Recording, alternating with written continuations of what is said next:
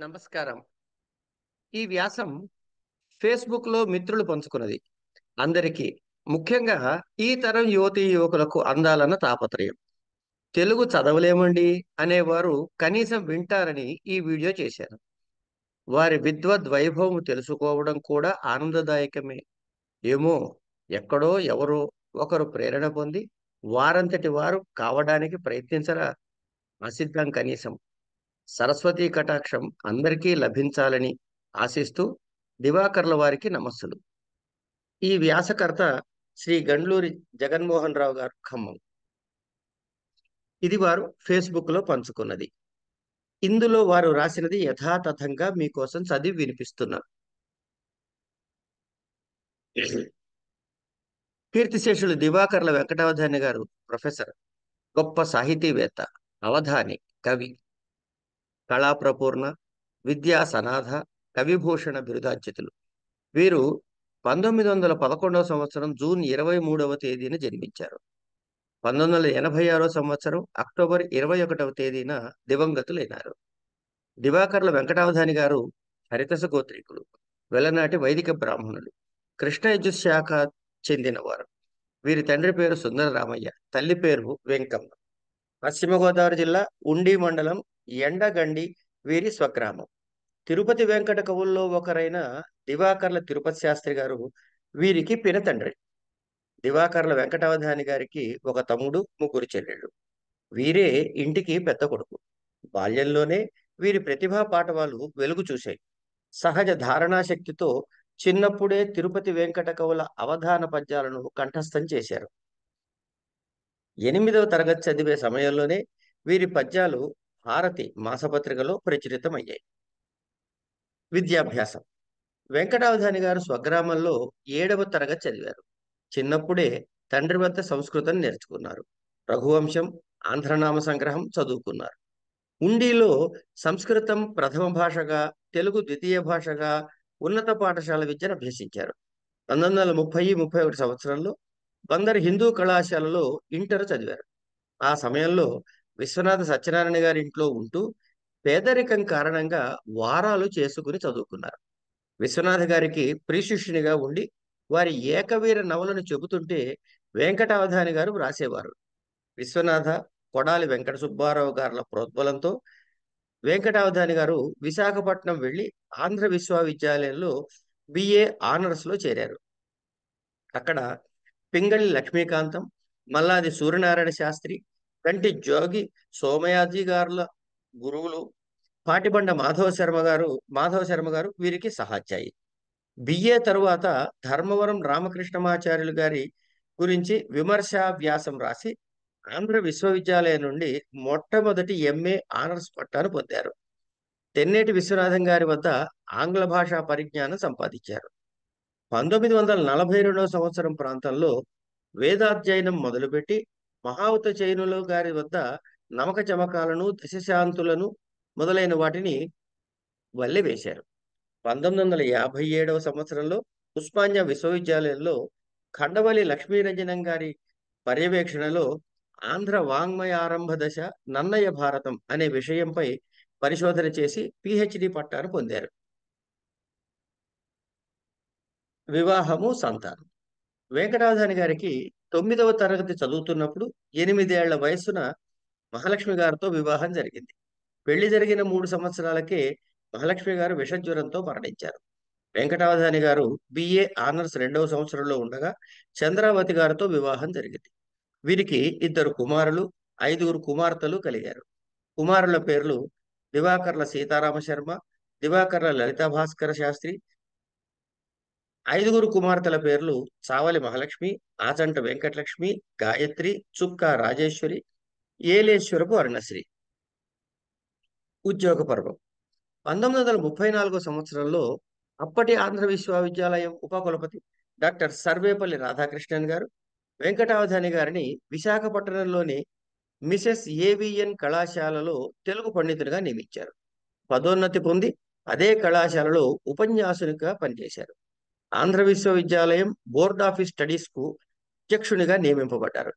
1951 సంవత్సరంలో హైదరాబాదులోని ఉస్మానియా విశ్వవిద్యాలయంలో ఆంధ్రోపాస్ ఆంధ్రోపన్యాసకునిగా చేరారు. 1957వ సంవత్సరంలో రీడర్గా, 64వ సంవత్సరంలో ప్రొఫెసర్గా, తెలుగు శాఖాధ్యక్షునిగా పదోన్నతి పొందారు. 1974, 75 సంవత్సరాల మధ్యకాలంలో ఎమినెంట్ ప్రొఫెసర్గా, 1975 నుండి 1978వ సంవత్సరం వరకు యూజీసీ ప్రొఫెసర్గా పదవి బాధ్యతలు నిర్వహించారు. వెంకటావధాని గారి పర్యవేక్షణలో 15 మంది పిహెచ్డి, ఒకరు ఎంఫిల్ పట్టాలు పొందారు. వీరి శిష్యగణంలో ఎం కులశేఖరరావు గారు, ఇరివెంటి కృష్ణమూర్తి గారు, పి యశోదారెడ్డి గారు, సి నారాయణ రెడ్డి గారు, ముద్దసాని రామిరెడ్డి గారు మొదలైన వారు ఉన్నారు. ఇక అవధాని గారి సారస్వత సేవ. వెంకటావధాని గారు 40కి మించి గ్రంథాలను రచించారు. వానిలో పద్యకృతులు, వచన రచనలు, విమర్శలు, వ్యాఖ్యానాలు, అనువాదాలు, టీకా తాత్పర్యాలు ఉన్నాయి. ఖడ్గవల్లి లక్ష్మీరంజనం గారితో కలిసి ఆంధ్ర మహాభారత సంశోధిత ముద్రణకు విపులమైన పీఠిక వ్రాశారు. తెలంగాణలోని మారుమూల గ్రామాలకు పిలవగానే వెళ్లి ఉపన్యాసాల ద్వారా అక్కడి ప్రజలకు తెలుగు భాషా సాహిత్య చైతన్యాన్ని కలిగించారు. అనేక కవి పండితుల గ్రంథాలకు చక్కని పీఠికలను, సమగ్ర సమీక్షలను అందించి వారిని ప్రోత్సహించారు. వీరికి అనేక సాహిత్య సంస్థలతో సంబంధం ఉండేది. వాటిలో ఆంధ్ర సారస్వత పరిషత్తు, యువభారతి, ఆంధ్రప్రదేశ్ సాహిత్య అకాడమీ, కేంద్ర సాహిత్య అకాడమీ, సంస్కృత భాషా ప్రచార సమితి, ఆర్ష విజ్ఞాన సమితి, సురభారతి, కళాశ్రవంతి అనేవి కొన్ని. వీరి ఉపన్యాసాలకు జనాలు వేల కొలది వచ్చేవారు. వసుచరితము గురించి వీరు ఉపన్యసిస్తుంటే శ్రోతలు వర్షంలో గొడుగులు పట్టుకుని నిలబడి ఉపన్యాసం విన్నారంటే వీరి ఉపన్యాస కళ ఎంత గొప్పదో అర్థం చేసుకోవచ్చు. ఇక వీరి రచనలు: ఆంధ్ర వాంగ్మయ చరిత్రము, తెలుగు ఇన్ 30 డేస్, ఆంధ్ర నాటక పితామహుడు ధర్మవరం రామకృష్ణమాచార్యుల నటనపై సాహితీ విమర్శ గ్రంథం, శ్రీ ఆంధ్ర మహాభారతం సభాపర్వం సంపాదకత్వం, ఆంధ్ర వాంగ్మయారంభ దశ ప్రాంగ్నన్నయ యుగం, రాజ సందర్శనం కావ్యం, సీతా కళ్యాణం యక్షగానము సంపాదకత్వము.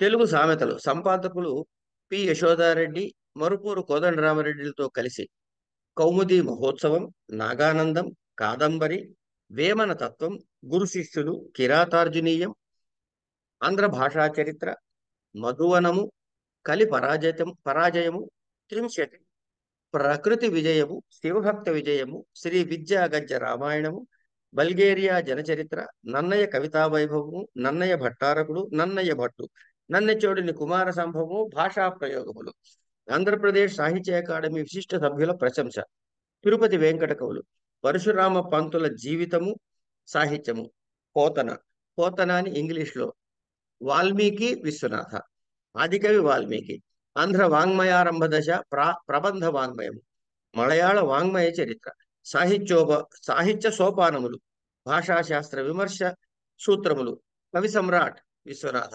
అల్లావుద్దీన్ వింతలాంతరు, కృష్ణ యజుర్వేదీయ తైత్తిరీయ సంహిత, వ్యాసావళి, సంస్కృత వ్యాకరణ సంగ్రహము, విశాలాంధ్రోప ఉదాహరణము, భారత స్వాతంత్రోద్యోదాహరణం, సుందర సందేశము, గేయ సుందర కాండం, భగవద్గీత యథాతథం, శివానంద లహరి టీకా తాత్పర్యములు, సౌందర్య లహరి టీకా తాత్పర్యములు. ఇక అవధానములు. వెంకటావధాని గారు సుమారు 15 అవధానాలు చేశారు. వీరు విద్యార్థిగా ఉన్నప్పుడు పందరి హిందూ కళాశాలలో మొదటి అవధానం చేశారు. తర్వాత ఉండిలో, మొదటి ప్రపంచ తెలుగు మహాసభల్లో హైదరాబాద్, ఆకాశవాణిలో, విద్యుత్ సౌధ హైదరాబాద్లో, కాకినాడ తదితర ప్రాంతాల్లో అవధానాలు నిర్వహించారు. వీరి అవధానాలలో మచ్చుకు 2 పూరణలు ఇలా ఉన్నాయి. సమస్య: ముండను భక్తిభావమున పూజయొనర్చెను మోక్ష సిద్ధికై. అండజయానుడన్నను మహాశివుడన్న నెడంద విస్తృతాఖండిత భక్తితో కొలిచి గ్రంథములెన్ను రచించి ప్రజాతండమునుద్ధరించిన యుధాత్తుని శంకరు కేశవల్లరీముండను భక్తిభావమున పూజయొనర్చెను మోక్ష సిద్ధికై. సమకాలీన సాంఘిక పరిస్థితి పూరణం: ఎన్నికల యందనాదృతి, పరీక్షల యంద వినీతి, వింతతా వన్నెల దుస్తులందురతి పాఠ్యములందు విరక్తి వర్ధిలన్ మున్నగ బోధకాళియడ మత్సరభావము చిత్ర తారలం దెన్నగ రాణి ప్రీతి వెలయించెడు నిప్పటి భ్రాతృ బృందముల్. ఈ విధంగా వారు అనేకమైనటువంటి విశేషాలతో అందించిన ఈ వ్యాసాన్ని మీరందరూ విని ఆనందిస్తారని, పిల్లలతో ముఖ్యంగా పంచుకోవాలని కోరుకుంటూ స్వస్తి.